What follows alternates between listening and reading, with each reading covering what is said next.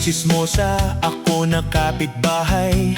Araw-araw ay nagkatambay, naghahatid ng mga tsismis.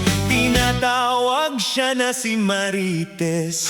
Walang ginagawa sa kanilang bahay, pinagmamasdan ang naglalakbay. Hindi pa huhuli sa mga balita, ang bunganga laging nagbabasa.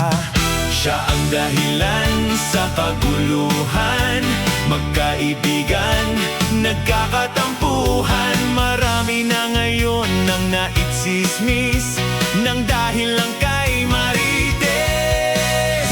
Biglang pumasok na itong si Bruja, ang kaibigan niyang sosolera.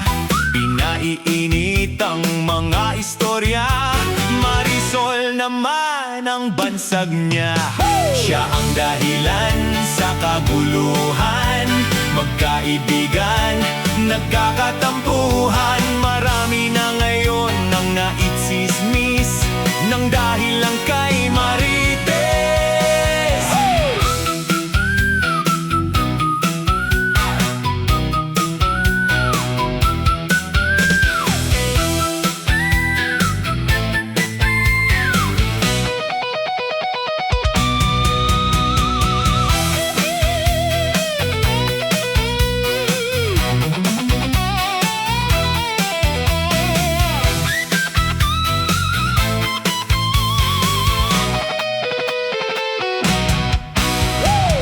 Makalat na mga tsismis, si Marisol daw ay nagbubuntis.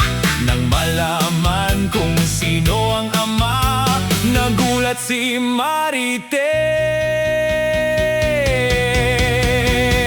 Dahil